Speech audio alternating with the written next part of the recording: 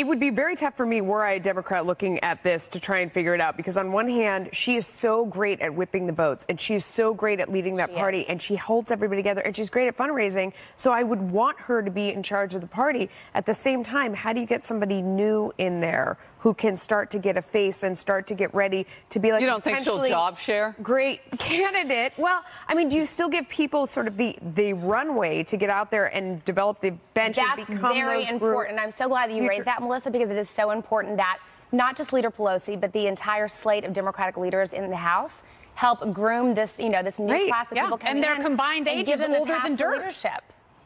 But it's tough for Nancy Pelosi because in the past she has been the pack master. She has been the lead dog with a series of sled dogs who get in line behind her to do the job. But now they just elected a bunch of cats. What about, so how is she going to hurt them? Clyburn out of South Carolina. Yeah, Jim Clyburn, much more interesting than Steny Hoyer. I mean, who would you pick if those two ran against each other? I love them both.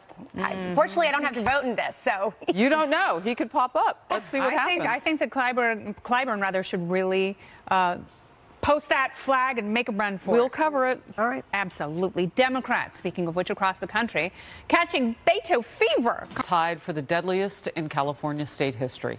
29 people killed there and counting. 2 in Southern California in a separate fire. The one up north keeps growing. Plus, the likely incoming head of the House Judiciary Committee has threatened to subpoena the man President Trump just named acting attorney general. Why is he doing that? And would that be a good move, or could it backfire? More at the top of the hour. Outnumbered Overtime. Melissa? Harris, thank you. I am as inspired, I'm as hopeful as I have ever been in my life. And tonight's loss does nothing to diminish the way that I feel about Texas or this country.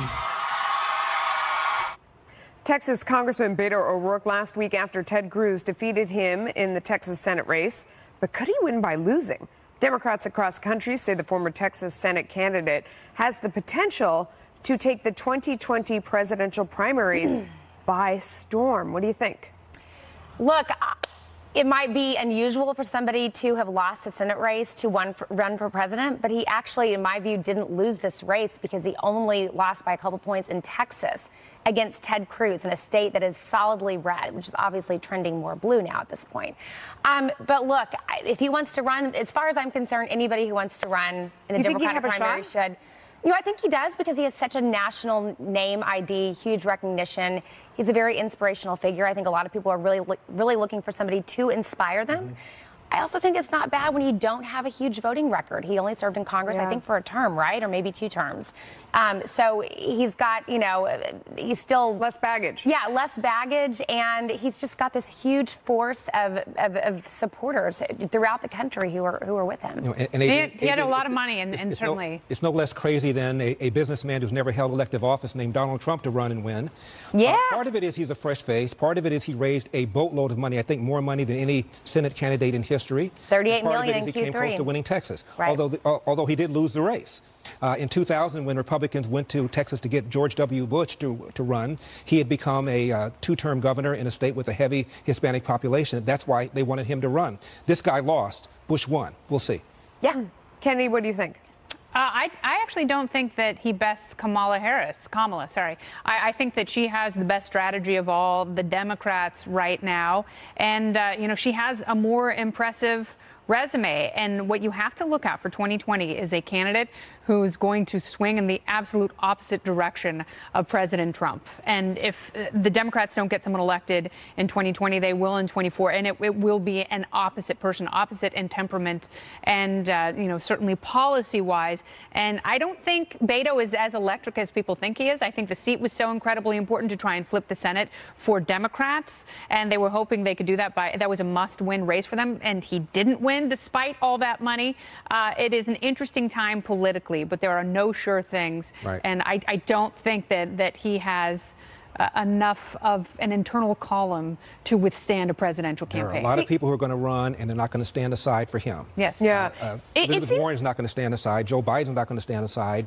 Cory Booker's not going to stand aside. Kamala Harris is not going to stand aside. There are a whole bunch of people who are not going to stand aside from somebody who ran and lost a race.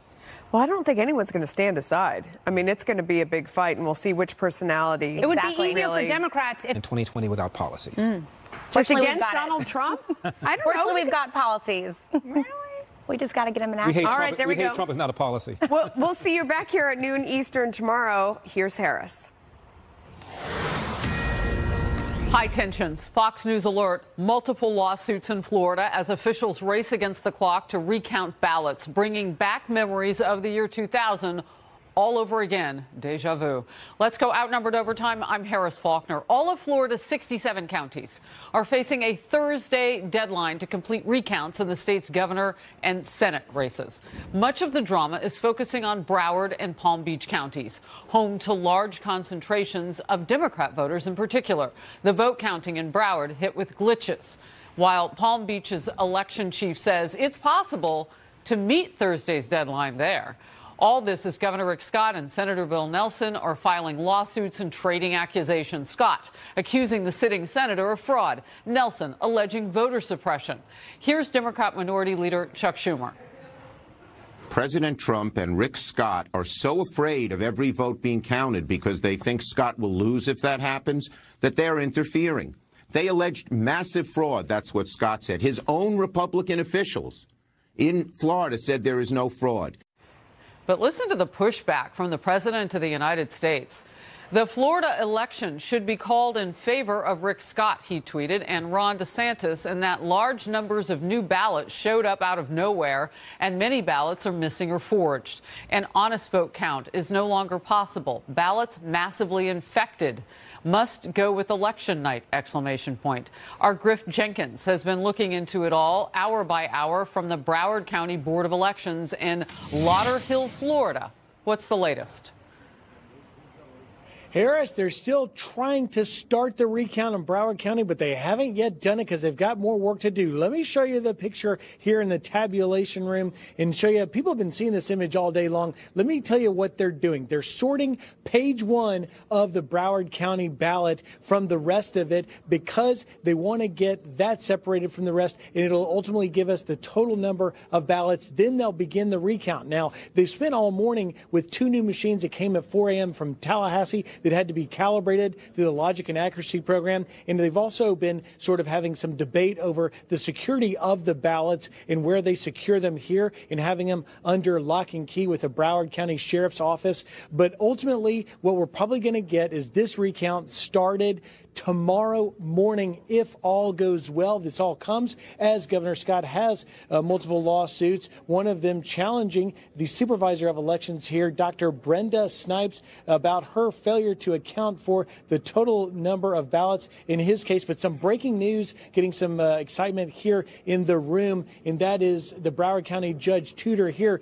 denying one part of that lawsuit, denying an injunction to impound these machines. The judge there believing that that was not necessary, certainly in light of the amount of security here. And it's also coming, Harris, as the rhetoric is escalating between the Scott and Nelson camps. You're seeing it playing out all over the media, but the lawyers here in this room are pushing for calm, patience, in getting this recount started, because while much of the nation is focusing on this Thursday recount deadline, the lawyers here believe that at least in the case of the Senate race, that margin will likely be, after a recount, below the 0.25 percentage point, and that means a hand recount. So when you look in that room and see the people working around the clock to get those ballots separated, ultimately recounted, and the lawyers here, the lawyers for the Democrats, the lawyers for the Republicans, the board members, they're all expecting this to escalate tremendously when we get to a manual recount, because you're talking about having as many as 50 or more tables because of the Sunday deadline,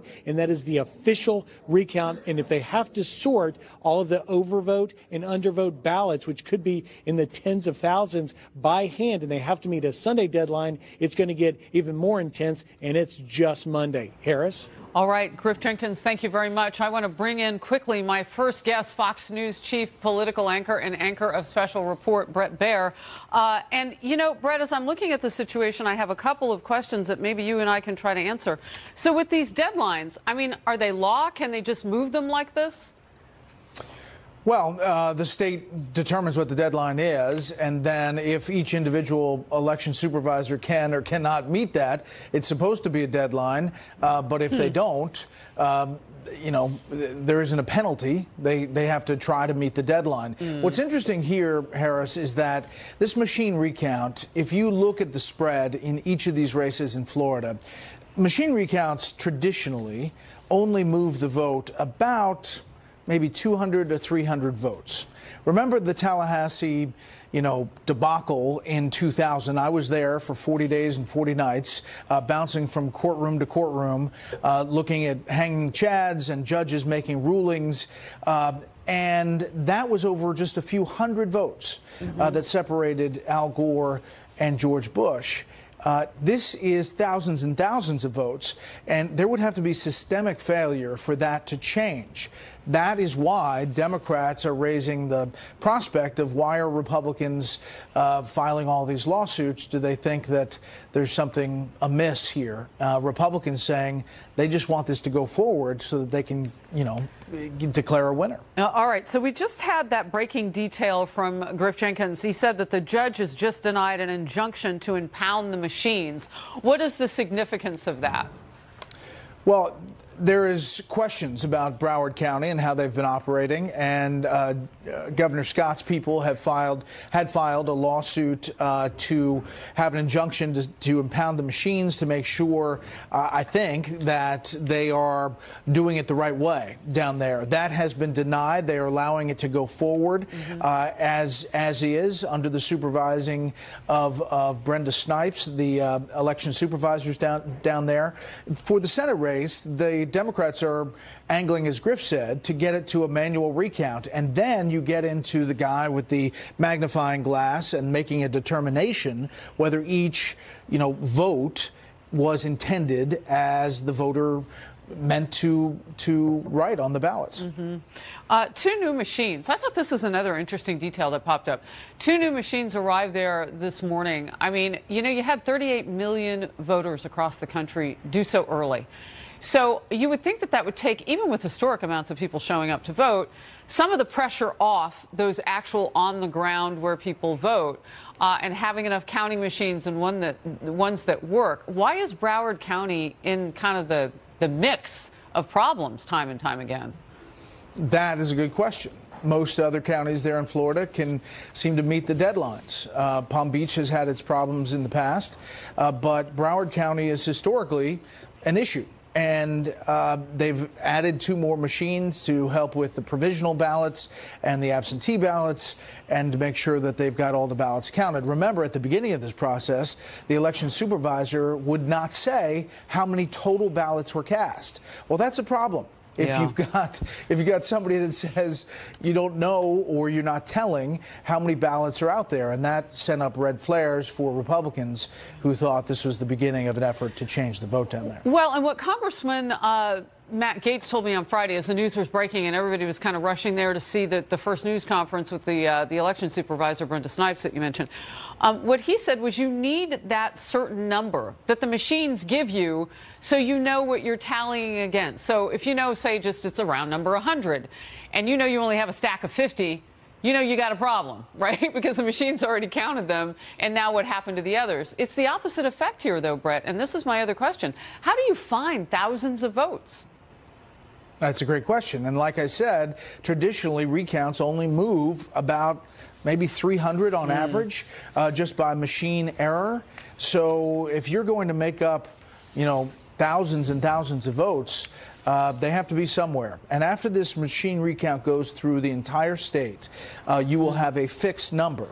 And depending on what Broward and Palm Beach come up with, you'll have a number that likely falls under, for the Senate race, the 0.25%, which probably gets it to a manual recount. You know, before I let you go, last Tuesday night, there we were, it's election night. A record number of people, record number of dollars, the midterm election being bigger than ever before. How disconcerting is it that people may lose faith in the system? I think it's always disconcerting if there are voting problems. And this has, after 2000, there was a whole committee, a commission set up to really work on Florida's situation. This is a another red flag that they have more work to do. Arizona is handling it much differently. It looks like Kristen Sinema is going on to a victory there, and Arizona is saying, count the ballots and let's see what happens. Right now, she's up significantly, and it looks like she's going to win against Martha McSally, and it doesn't seem like it's as problematic as Florida is. Well, that's another situation we've been watching. Palm Beach, by the way, just a few minutes ago said that it thinks that it can meet that Thursday deadline. If that's the case, Broward could really stand alone in all this. Brett Baer will be watching at 6 p.m. Eastern for a special report with you. Thanks, Harris. Thank you. You got it.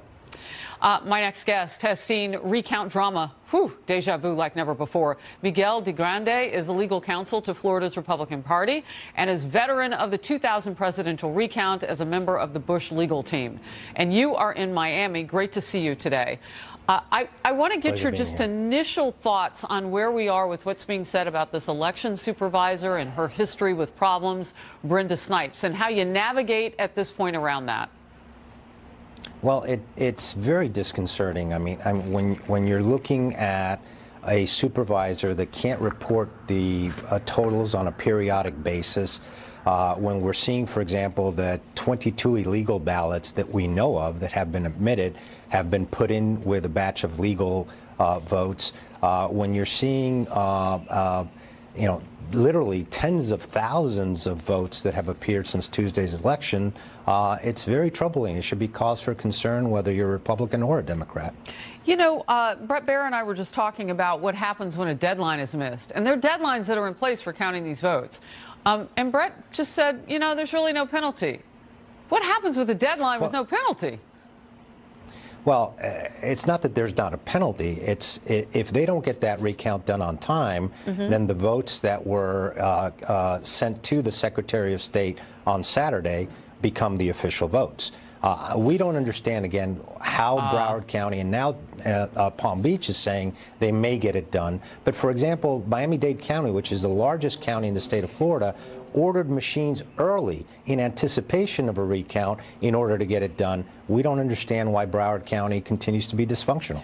So, Mr. DeGrande, if we don't have an idea of the initial vote count from machines, and that's what we're being told, that they kind of want to triangulate the facts now to figure out where we really are without having to hear from Snipes necessarily to see how many original votes there were. If we don't have that number, how do we even know after the deadline if they got it right? Well, that's a very good question. I mean, at this point, there was a universe of votes that were tallied and were reported on Saturday. The total of those votes in the state of Florida has triggered a machine count in certain elections.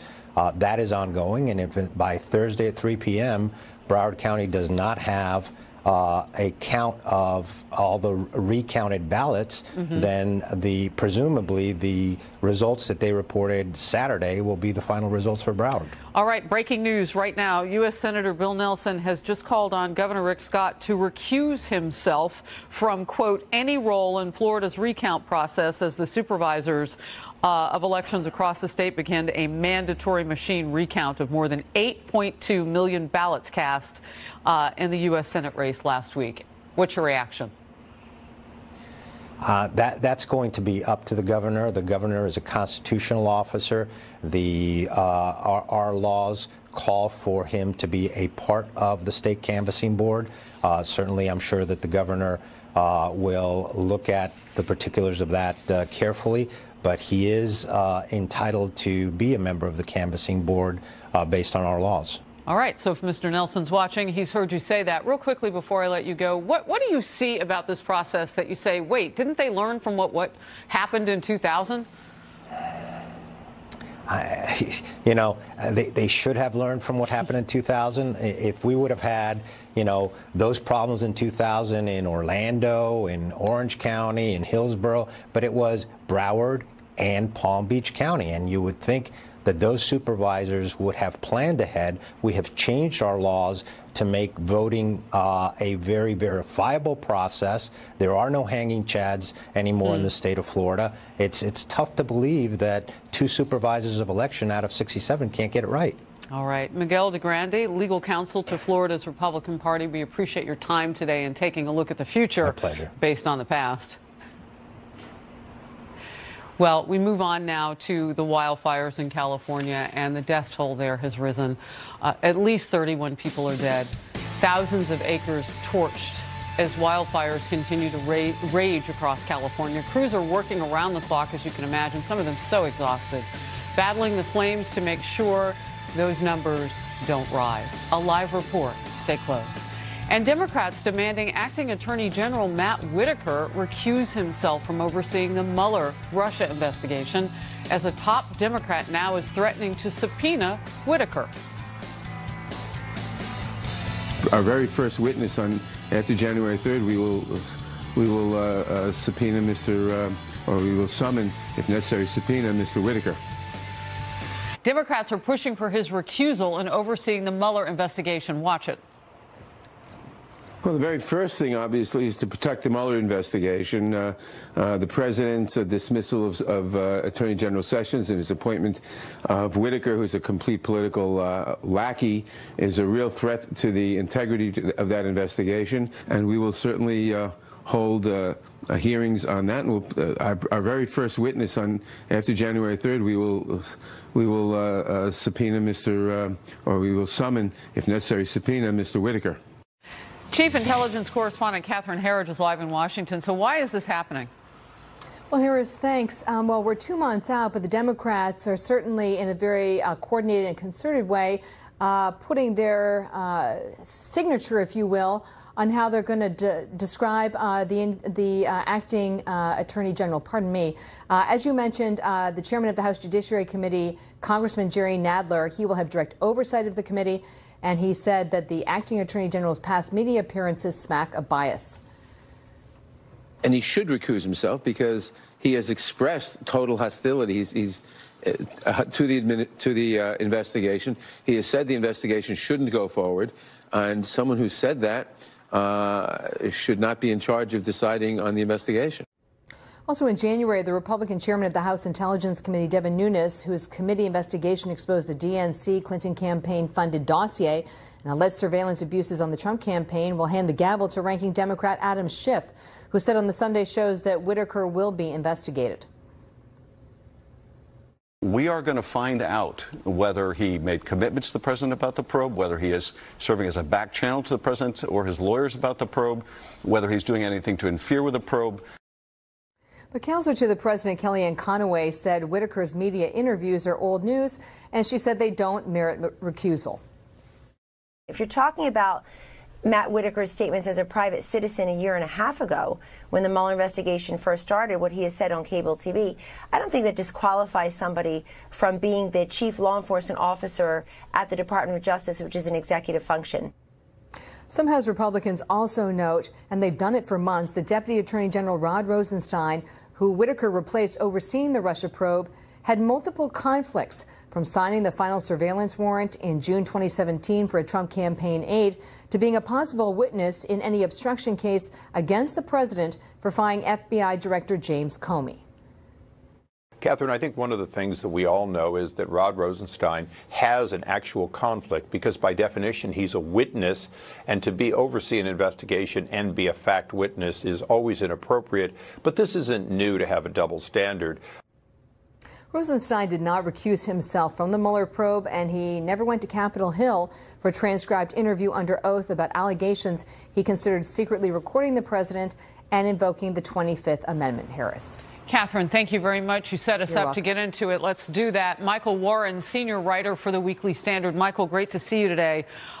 Where are we with people making previous statements and op-eds and the like, and then being put in temporary positions? I mean, is this new territory for us? It is new territory, but I think you got to give credit or blame both sides in this particular issue. You know, the president put himself and put Matt Whitaker in this position by nominating, or rather placing somebody into an acting role, somebody who very publicly made these statements that clearly is going to get Democrats and even some Republicans in the Senate on Capitol Hill's eyebrows raised. This is, I think, a serious issue, the question of the integrity of the Mueller investigation. And I think the president has put himself in a difficult position. It may not rise to the level, I don't really buy the argument that it rises to the level level of a conflict of interest. But it's important to realize this acting position doesn't have to be confirmed by the Senate. So it's going to get a lot of scrutiny from Democrats when they take over the House. Yeah, so what you're saying is that it's more of a political talking point. No one expects him to stay in that role. Even the president has said he's looking now to fill the role. So are we to believe that it wouldn't be anything other than interim based on all the reporting? I mean, why are the Democrats doubting that, I guess? Well, I think they're doubting it because there's been a lot of reasons for Democrats. And again, as I say, Republicans in the Senate on Capitol Hill have also expressed these sentiments that the president wants to end the Mueller investigation before it's continued or before it's reached its natural conclusion. And so when you have somebody who's been nominated, or rather has been placed at the Department of Justice, who has expressed opinions about ending the Mueller investigation, thinking that it's saying that he doesn't think that it's valid, that's going to raise concerns. I mean, this is a political question at the moment.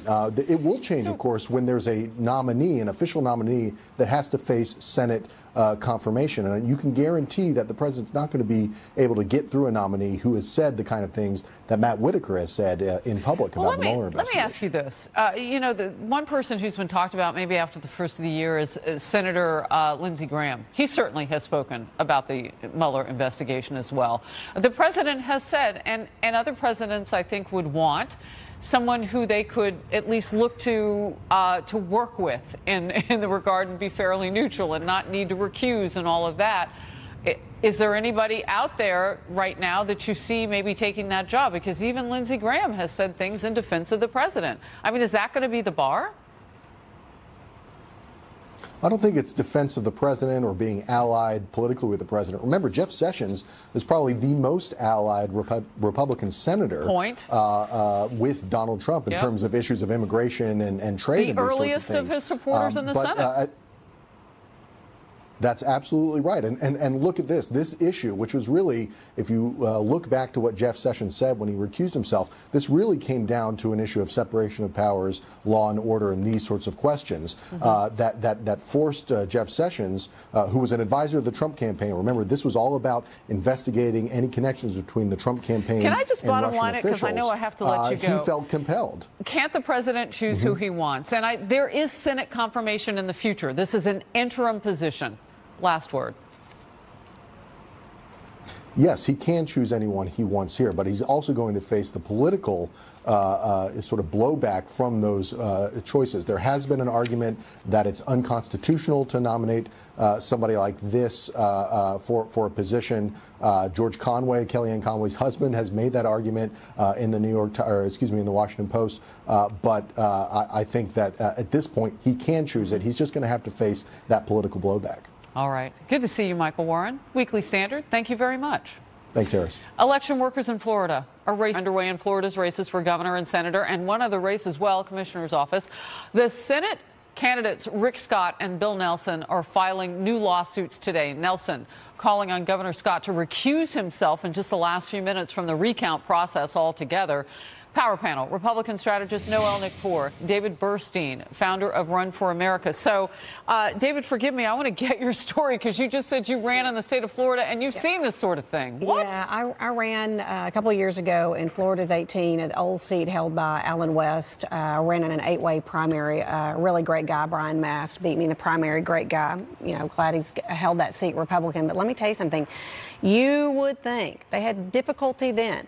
Palm Beach County, Broward County. There are 67 counties commissioners, and the only two that keep having a continued problem are those two.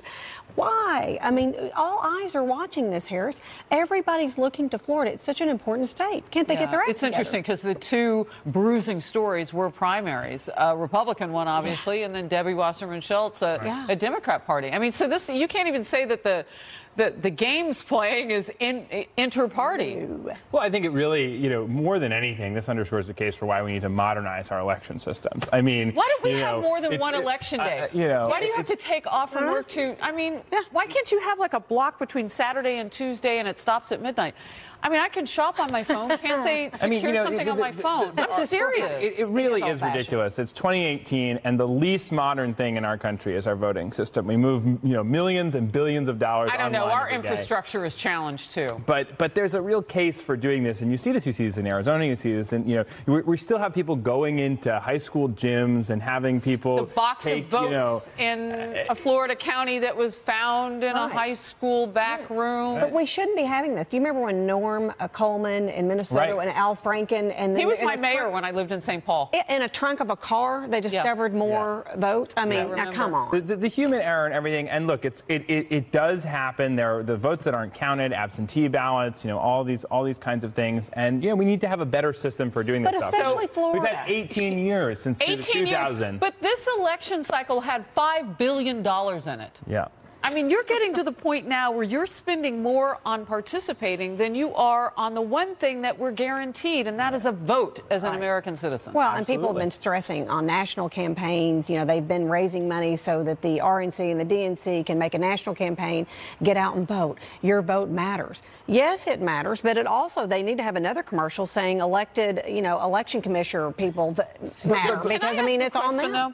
So we had a guest on Outnumbered who made the point, Larry Elder, that he felt like the governor didn't previously fire Brenda Snipes, the election supervisor here in Broward County, with all of her past challenges, problems, and illegality because of race, because she's African American. And I said the only race that counts is the governor's race and the Senate race. Yep. Right. Why do you think he didn't fire her? I'm not sure, but I think the question of election, this is one of the things that elected officials actually need to pay a lot more attention to, because it's one of the least focused on things by elected officials during their time in office. When it comes to election day, we're talking about this, but there are 350 other days of the year where this stuff is going. People are preparing, and I think that these kind of personnel decisions are actually really important. Interesting. I think that he should have fired her as soon as she had that discrepancy when she was found guilty of doing the previous deal. I think that nobody would have been upset with him for doing that, but it should have happened immediately. These people need to have a lot of integrity, All right, we're coming right back. Senate Minority Leader Chuck Schumer is declaring the midterm elections a warning sign for Republicans ahead of the 2020 presidential. We're live at one of the recount locations with the latest. Plus, we're expecting an update on the California wildfires. Will they get worse before the Golden State sees any relief? And country music star Jared Neiman joins me to talk about the inspiration for his latest song, Old Glory. All coming up next on the Daily Briefing. We had 10 states where Donald Trump won the election in 2016. Our senators won in 6 of those 10, with one still, Florida, still in contest. I'd be very worried if I were Donald Trump and the Republicans about the 2020 elections if all they can claim is they won in North Dakota. That was Senate Minority Leader Chuck Schumer warning Republicans they're going to have their work cut out for them in 2020. He says despite a tough midterm map, his party pulled off some big wins, which should worry Republicans. Power panel stayed Noel Nikpour and David Burstein. So should they be worried, Noel? No, but I think the Republican Party never takes anything for granted. I don't think the Republican Party is asleep at the wheel. We're continuing to raise money. We've outraised a lot of the Democrats. But what we are going to be looking at, and Chuck Schumer should not be talking about this too early, because let's look and see what a Democratic House does. Because if all they're going to do is sit and obstruct, then guess what? You just sealed the deal for a flip of the House and probably making sure that Trump is going to be in for 2020. So are investigations like the cold? They're kind of contagious and you just can't get away from that no matter what kind of ointment and cold medicine you take, or do you think Democrats can govern? Well, look, I think we should set our expectations low for the amount of governing that's going to happen in the next 2 years. But I think the reality is Democrats will do much better if they're actually able to work with Republicans and the president and get something done. What are you seeing in your party that shows you that that's where they'll be? Versus investigation? Well, not as much as I'd like, frankly. I mean, Nancy Pelosi has said both things. She has said not as much post-election, but she did say that more pre-election, that she wanted to see, come together and do things for the American people. I think health care is a big opportunity. People have talked about that, the fixes that could be done to the Affordable Care Act. There is a lot of bipartisan area there, infrastructure. I want to say a name to each, and I want a response. Senator Jeff Flake runs for president in 2020, and you say? Boo.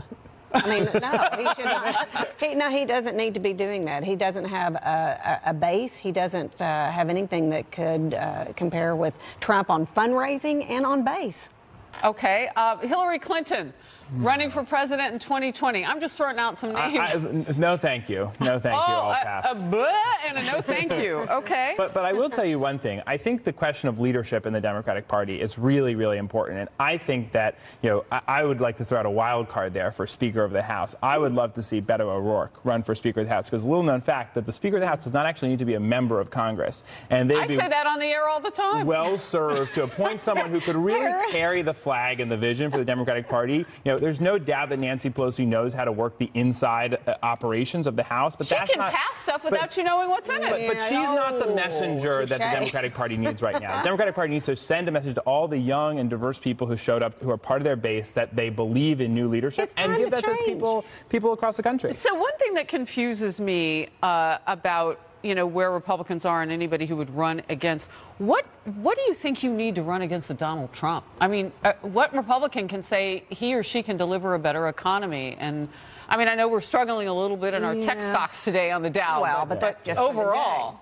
Well, and that's the hard part. He's done everything he's promised, and a lot of politicians will promise doing things and they don't get it done. His message was promises made, promises delivered, and that's going to be hard. What exactly are you going to be running on? We have a healthy economy, consumer confidence is up, you've got job creation, you've got a lot of great things. So what are you running on?